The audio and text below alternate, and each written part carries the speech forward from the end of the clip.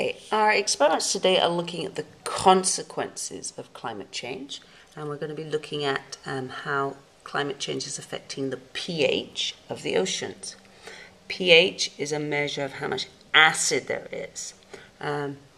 What I've got here is I've got a green liquid.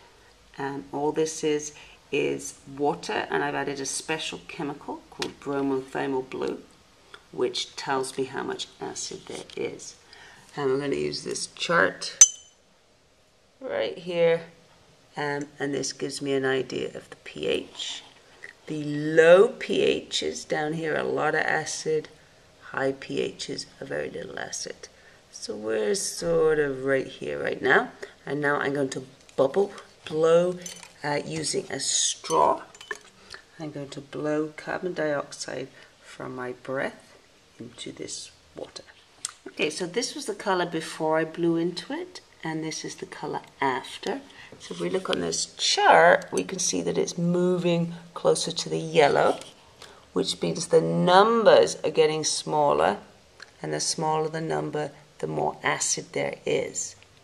And we're getting more acid because when you dissolve carbon dioxide in water, you get carbonic acid. So the more carbon dioxide that we're producing that's going into the atmosphere, this is dissolving in the ocean water and making the pH of the ocean more acidic. Okay, so our next experiment is seeing how this more acidic ocean, how that's going to affect shellfish. And here we have a chemical called calcium carbonate, and it's ground up, but this is the same chemical that is in the shells of oysters and scallops, and it also is what makes corals hard. And we're going to add a weak acid vinegar to this calcium carbonate. And as you see, there's a chemical reaction happening here. Okay. And the acid is dissolving the calcium carbonate and chemically reacting to it. With it, and this is going to affect the scallops and the oyster shell. It will also affect the hard coral. So the hard coral, the calcium carbonate of the hard coral will be affected because it's the same compound that we've just seen is attacked by acid.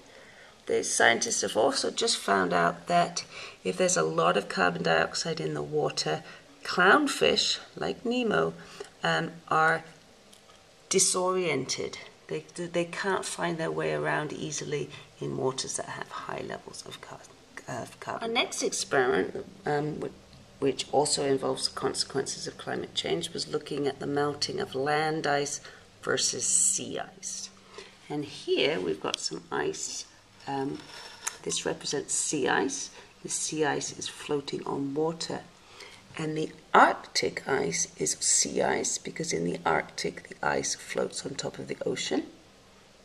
Here we have ice cubes sitting on a beaker. This represents land ice. It represents the Antarctic because on the Antarctic the ice sits on a big chunk of land.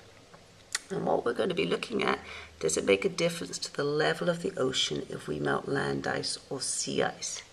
So what we have done here on the sea ice, we've marked the level of the water, and we're going to wait for the ice cubes to melt, and we're going to recheck the level of the water. Here we're going to wait for the land ice to melt, and then we're going to add it to a beaker of water, which will represent the ocean level. Okay, so what did we find out? Here is our sea ice, and when the ice cubes melt, we find that there is no difference at all in the level of the water. So if the Arctic melts, there will be no difference in the level of the sea. Now this is quite surprising to many people, so let's see if I can try and explain it. Most of the ice is under the water, and when we freeze water to make ice, the water expands when it forms ice. And the part of the ice that's above the water basically represents that expansion. So when this ice cube melts back into water, it contracts, and the volume of the water formed is the same as the volume of the ice that's underneath the water. Now, when we look at melting of land ice, okay, if this land ice then, so land ice could be the Antarctic, or it could be glaciers in Switzerland, which melt, form rivers, and then go into the sea. Now, when this land ice melts and goes into the ocean, as you can see, the sea level will rise. So it's the land ice that causes the sea level to rise. Okay, so our last station is what happens to a liquid when you heat it up. And we're going to use the thermometer here. Inside the thermometer we have a liquid, and it's an alcohol. And this liquid has been colored red so that we can see it. We're going to put this liquid into some warm water. And as you can see, the liquid is moving up the thermometer. And the reason for this is that when a liquid gets hot, when this is sitting in hot water, the liquid takes up more space, its volume gets bigger. Now the consequence of climate change is when the ocean gets hotter, then the ocean is going to take up more space and the sea level will rise.